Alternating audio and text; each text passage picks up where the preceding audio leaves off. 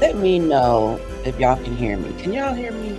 I just realized this whole freaking time while I was talking to y'all that I had my mic muted. I'm telling y'all, I cannot do this YouTube stuff. This is why I have somebody who's about to be helping me with this. So we got to start this whole thing over. Do y'all like the background music? Let me know, because we could take it off. So yeah, as I was saying, as I was just sitting here talking, talking, talking, and couldn't none of y'all hear me. Um, and I was explaining why you don't see me on camera and everything like that. Anyway, let's get back to the story. So as last week I had mentioned that the Brooklyn Center City Council was supposed to do a vote. Okay, they were supposed to do a vote. I want to say it was like October the 24th or the 25th. And they were supposed to do a vote. Why don't I have a picture on here? Anyway, regarding changes, right? As you can see, ignore whatever's happening at the top. Um, they got their own things going on here. You see, there's a lot going on, y'all. I know it's a lot going on. Like I said, this is the first time we're doing it this way. It's gonna Well, be the tonight, last. Brooklyn Center is pumping the brakes Um, on changes to how. because this ain't it. This ain't it. But anyway, Brooklyn Center, um, police chief, as it says, cast doubt on proposed policing changes.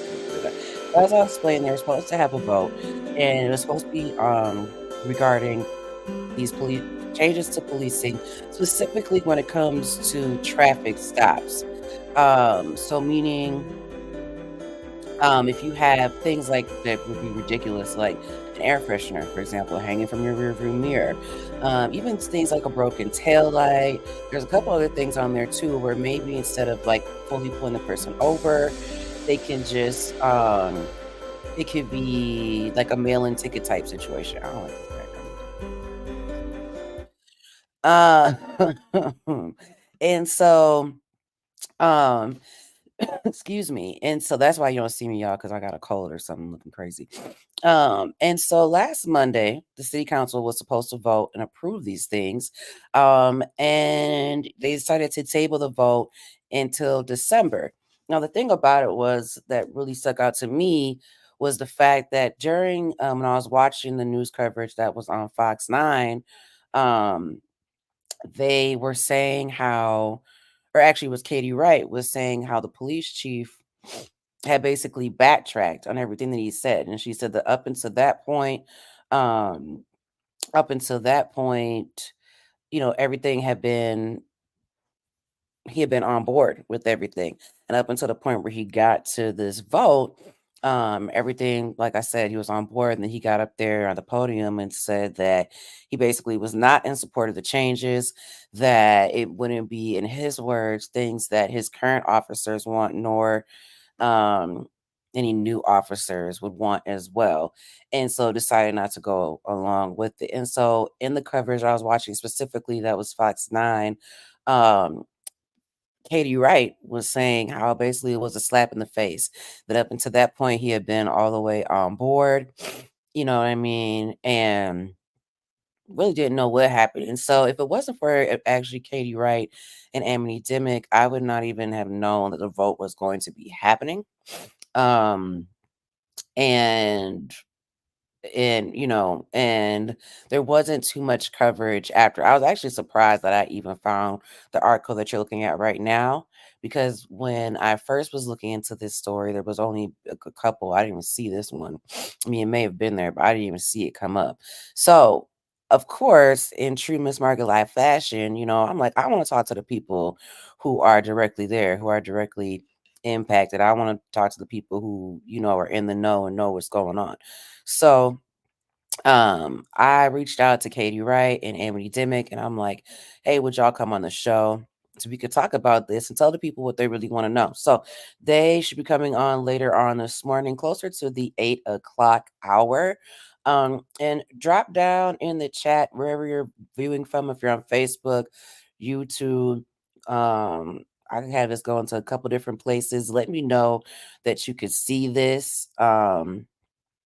And that you're viewing it, because I don't know.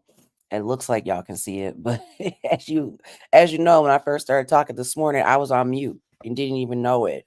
Okay. So, um, so that's what's going on. We're gonna be talking about today. Later on Facebook me. Hey, Charisma. I'm shout out to folks tuning in from Minneapolis.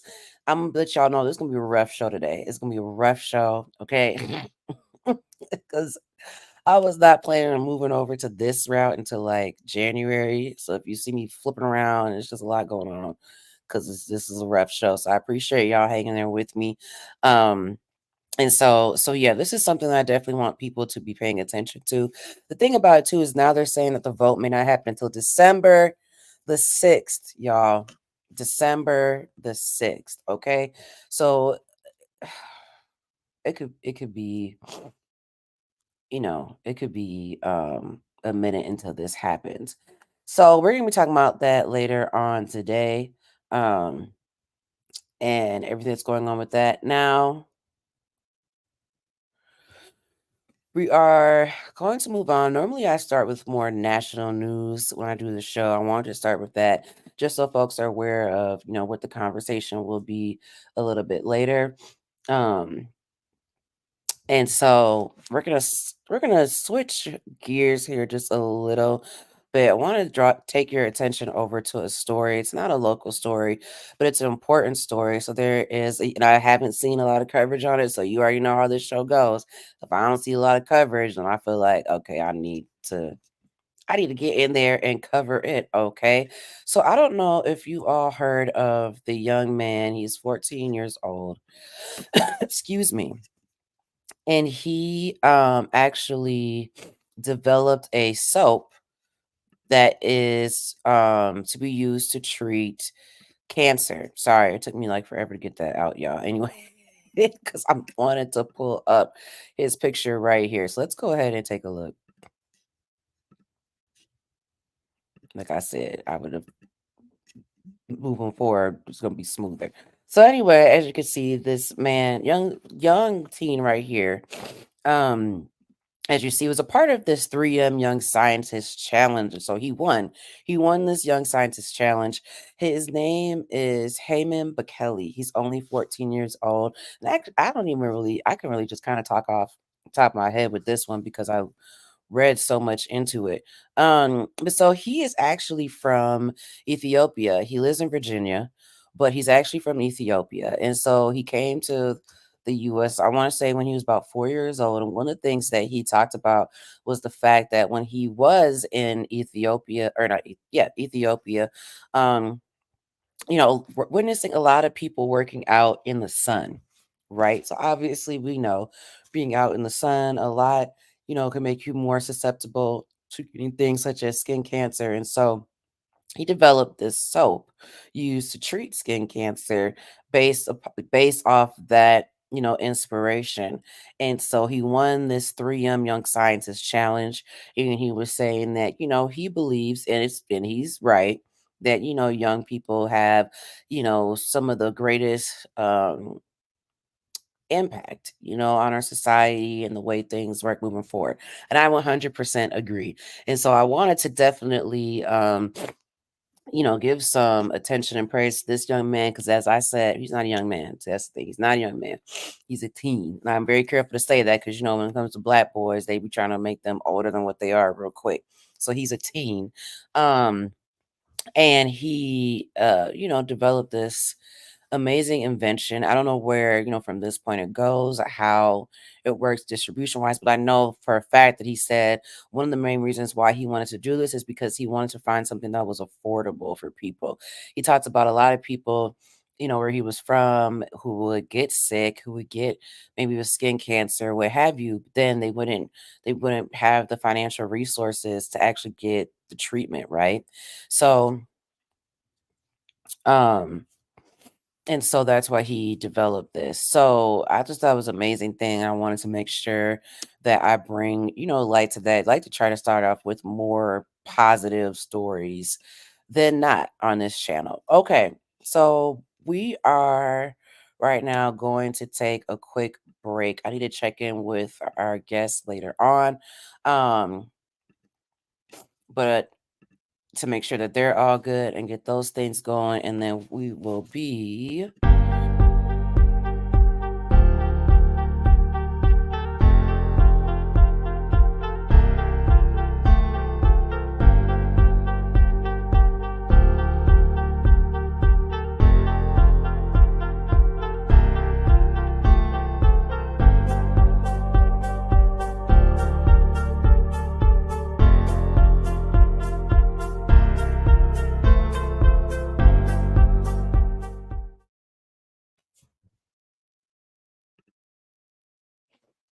All right, we're back. I didn't realize.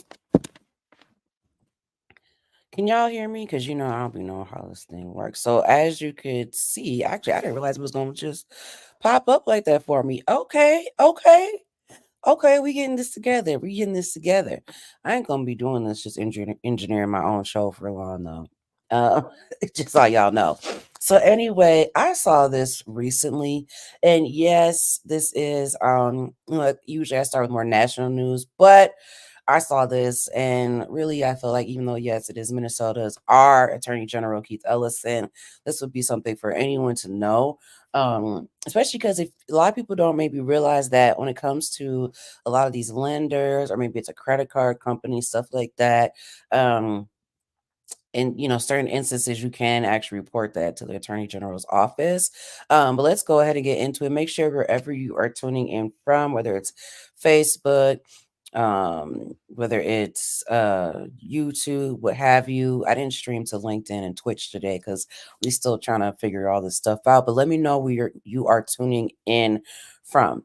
And let me know if this is a good time. Y'all want this show at 7, you want it at 10, when you want it. Anyway, so, as you see here, it says Minnesota AG Ellison sues Montana companies officers alleging predatory lending. We're gonna just look at the article as it is, right here, and didn't have time to like chop it up and do all this stuff. Okay, so we're gonna do a little read along.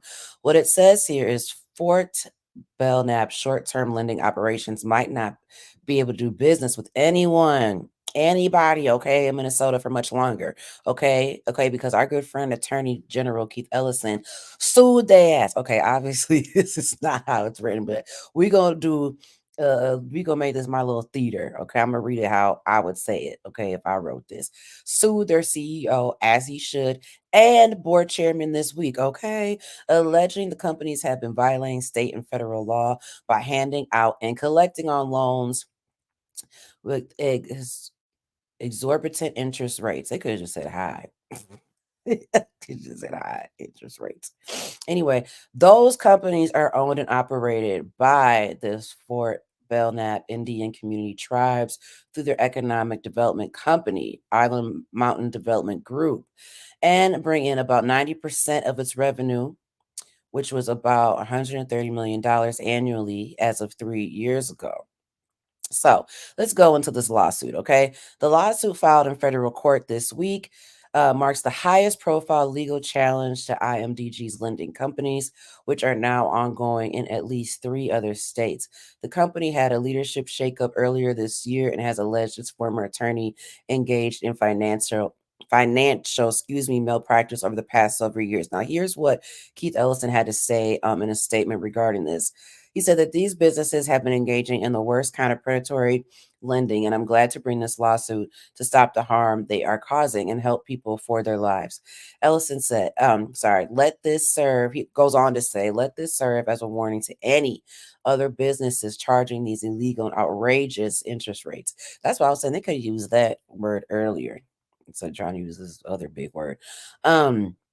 If you break the law and cheat the people of Minnesota, we will put a stop to it and hold you accountable. Period. Period, Keith. Period. Okay. So that's what's going on here. I don't know. Some of y'all might be involved in this. You know what I'm saying? If you took it out any type of loans or anything like that from this lender, I haven't really looked into furthermore of who they are and what they do. But this is something to know because if maybe you might be directly impacted, even if you're not directly impacted. Um, but yeah, that's just really, really interesting. I remember a few years ago, I had a lender. I'll tell my business. That was after me. And I remember someone telling me that I should report it to the attorney general. But I didn't report it because I knew I was wrong. I knew I was wrong. I knew I was wrong. So I couldn't say nothing. You know what I'm saying? I couldn't say nothing. Um, so I just had to bite the bullet on that. You know what I'm saying? Um, so another thing that I want to turn our attention to. I don't know if you guys saw this headline or not. No, look at me. I don't know if y'all saw the headline because the whole point is that if you didn't see the headline. That's why we're talking about it here today, right? But you all remember the young lady, Shanquella Robinson, right? She was the young lady who went on a trip with her friends, and that video in Mexico, and the video, was leaked where the her and her friend, or not her and her, I don't even want to say friends because obviously they weren't her friends, but her and her friends, um, you know, these people were on a trip, and we saw a video of her and this one girl. The one girl was beating her up. She wasn't, fighting back or anything like that. And then turns out that she ends up being found dead. Or not being found dead. What they do? Didn't I feel like did they call the police way later? Anyway, the girl ended up dying, right? And I believe the friends, I believe at the time they tried to blame it on drinking or something like that. Anyway, let's just get into the whole point of why I'm bringing this up. So, the family is actually suing some of the friends. So, let's pull this up here. And so, this article that I'm referencing right now comes from The Root. Okay, and so friends of Shanquella Robinson faced lawsuit from family in the wake of her death. Um, Earlier this week, it was, and we're gonna read this. Okay, like I said, I'm gonna read it in my way. Okay, this is what I'm looking at because y'all, this is a very. We just had to throw the show together today. Okay, so earlier this week, it was announced that the family of the late Shanquella Robinson will be filing a lawsuit against the friends she traveled to Mexico with last year, as they should, as they should. They sued the hell out of them. During the trip, Robinson mysteriously died, which left her relatives and the world wanting answers. The lawsuit will be now. This is the family's lawyer who spoke to Newsweek. She said the lawsuit would be against the six travel mates, including the three who lied by omission by failing to disclose that someone had been beating Shanquella prior to her death. Um, and this is Sue Ann Robinson. Now, y'all remember Sue Ann?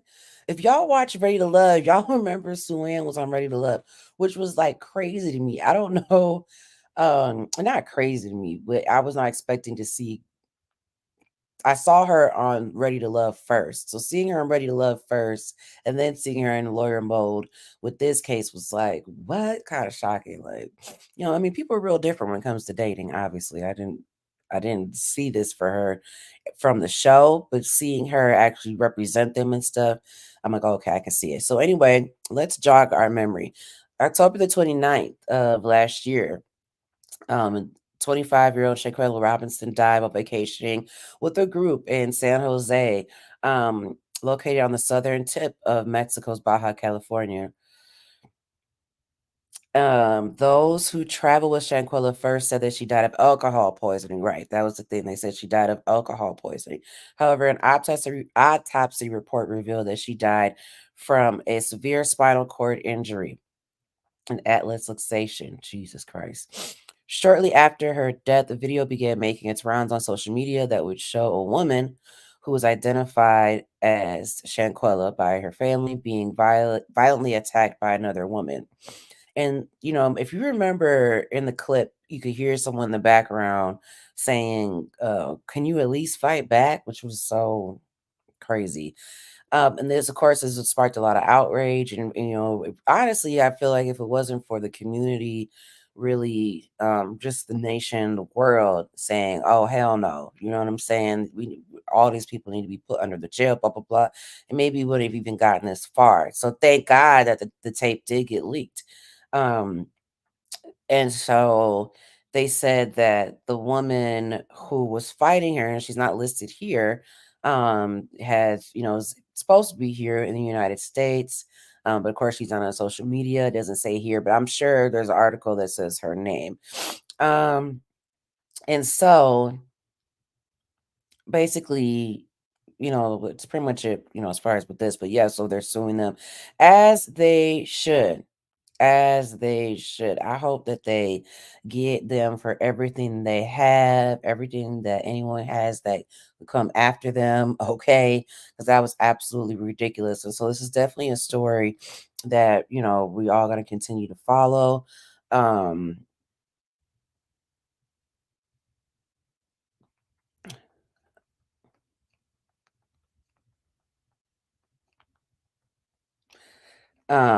story to follow. Um, and so, yeah, it was a whole thing. Sorry, y'all. I got distracted because I saw a message from from the guests we are supposed to have on today. May not be able to uh may not be able to have them on today. They're supposed anyway. So anyway, we're gonna continue on with this. So yeah, we are actually, we're gonna take a quick break because, like I said, I just had some guests. We're trying to figure out if they're coming on or not. If not, it may be a short show today, and I may go back on live tomorrow, as I had kind of planned to do. Um, and then we could do the show how it's supposed to be. Um, yeah.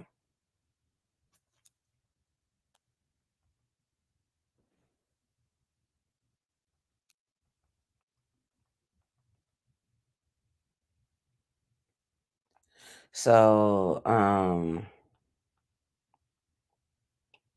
So anyway, we're gonna take a quick break, y'all. Sorry, I know you're like, what is she doing? I'm just super distracted because trying to figure out, this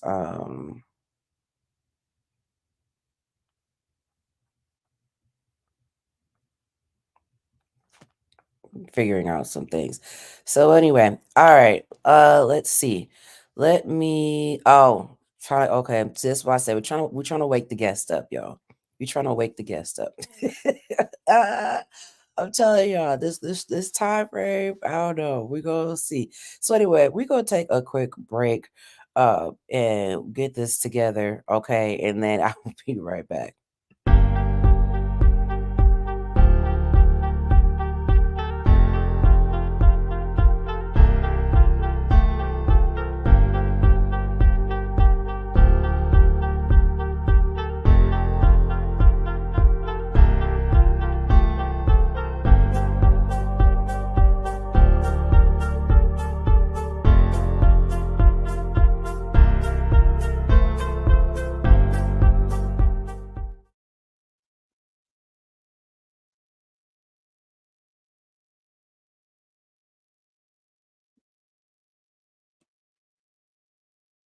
Okay, we're back. That little 30-second thing really just don't really do don't really do much.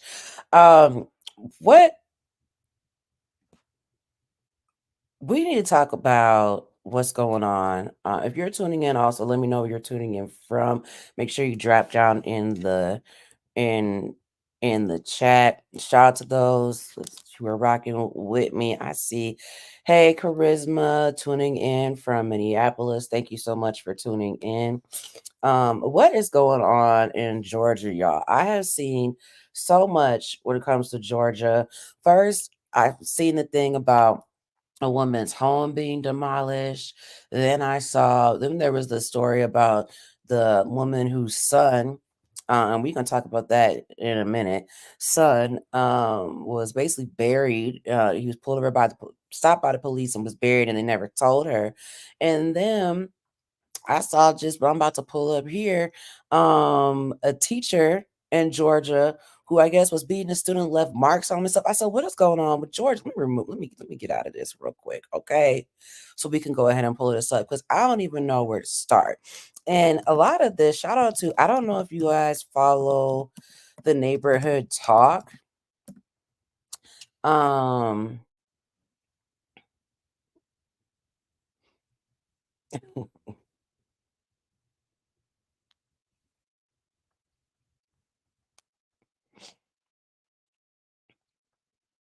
Okay, so they'll be on just a second. The neighborhood talk, they have a lot of news, and that's what I am. pulling this up from now. So the neighborhood talk was talking, and this particularly, of course, for me as an educator, y'all know how I feel about kids and education. Y'all already know I don't play. So anytime if I see something about a child being done wrong, um, being done wrong, I'm always going to report, on that. I'm trying to go to no. I'm trying to pull up the picture of this. Let me see here if I could do it a different way. Georgia.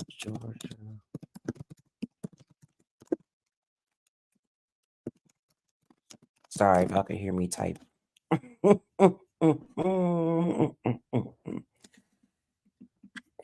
Here we go. All right. So this is posted in the Atlanta Black Star. Y'all gonna be mad when just when you see the title. Okay. Y'all gonna be mad just when you see the title. Okay. I appreciate y'all rocking with me because y'all, like I said, it's been rough this morning. It's been rough, but we getting it together. Okay. So let me bring y'all's attention. Whew, child. I don't even want to even low key show y'all this because you're gonna be like, what the hell? Um, just take a minute to look at that, y'all. Just read it. Just read it. Just read it. This is why I'm gonna have to do another show. Um, because it- because this is a lot. This is a lot. So, Georgia elementary school teacher allegedly lined students up and beat them, leaving welts, bruises. Mother demands charges. Said I be in jail. Okay, so let's go ahead and get into this. These are type of things too when I be like sometimes you see stuff like, is this real? Is this really real? Okay, but apparently it is. I'm telling you, Georgia, y'all got a lot going on. So a Georgia woman says that her child was hit by a staff member at the school, leaving the fourth grader with visible marks and scared to go back. Brittany Walker, the mother of a student who attends Dutchtown Elementary in the Atlanta suburb of Henry County, claimed her daughter Nevaeh and other students were stuck in the back while walking out of the classroom after asking a paraprofessional for laptop chargers, according to reports. Now, as of this article that was written on Monday, it says the employee has not been publicly identified. So I'll see if maybe anything's come about that since then. But um the daughter, okay, the student, said that she literally hit us in our backs and we had two people that saw what happened. She goes on to say another teacher came to take us to the quiet room where we could write a statement of what happened. Child, what? Four students were involved in this incident. Now, it says that the principal said um, that that the principal told the parents, if this was supposed to make it better, that the student wasn't sexually assaulted but physically assaulted. And so the parent, who is Brittany Walker, was the name, said that when she looked at her back, she could see that it was red and looked like someone's hand lines. Now there is a photo here, or you can actually see. Let me show y'all so you can actually see it, because they do include the photo here. That's the mother, okay, and the child, and then here is. Look at that, y'all. Look at that. Now that don't make now we know that don't make no damn sense. We know that don't make no sense.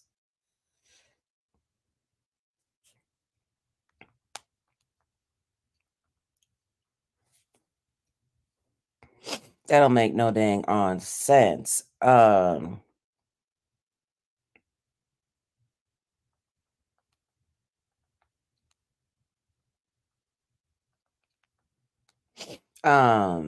sorry y'all. You see, I'm trying to, I told you with the guests and stuff, we're trying to get stuff coordinated. This is also why, like I said, I'm gonna do this show. We're gonna call this the pilot. It's say the pilot episode, but that's how it's feeling right now. Because I would have someone kind of backstage dealing with all this. Um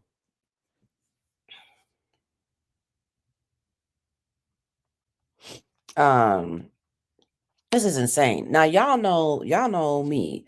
I don't know how this black mother ain't in jail. 'Cause ain't no way I'm going up to the school and I'm seeing this. Y'all saw how I acted because they called my son a slob, okay? I was ready to go upside that teacher's head. I'm still mad about it. I'm still mad about it. And so I I don't know how she did, but here's the thing. I know y'all probably like this girl's all over the place. I am, so I appreciate y'all rocking with me this morning. I don't know if this time gonna work. Um, I don't know if this time gonna work. But here's the thing. Like I said, I go upside someone's head for less. The problem is, I had there was the slob teacher thing, and I had it, you know what I'm saying, basically was viral and went all the places and stuff like that. And one of the reasons why I recorded it and did it the way that I did, now, like I said, I don't know if I have as much restraint though, in this type of situation when you're being physical with my child.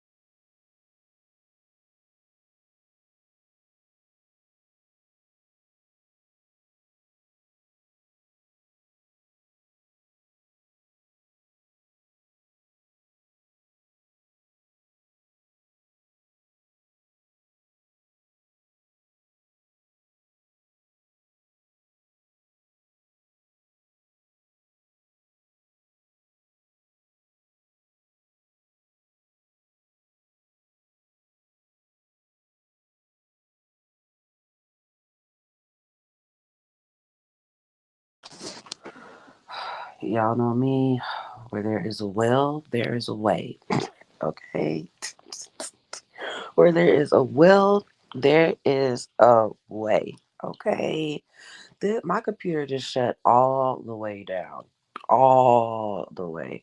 I don't know what's going on with it. Like, I am scared that I am going to have to.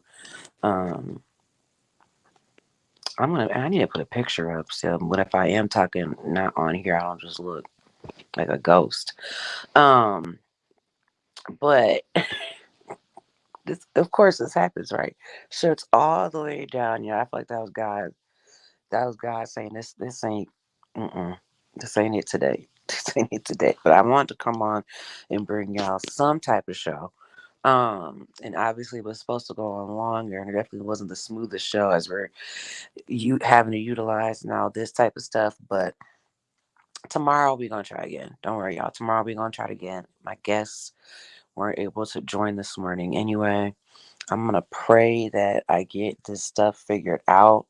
Um, it's why it's a lot of things we gotta get together, y'all. It's a lot, but it's okay. It's okay. We gonna get it together. But I'm glad I was able to find a way to somehow hop back on here to explain what just happened. Um, and why all of a sudden everything was just gone. So anyway, y'all, we're gonna try this again tomorrow. Have a great rest of your day. Be safe. Thank you to those who tuned in. We're gonna get it together. Don't worry about it. Okay, we're gonna get it together. Peace.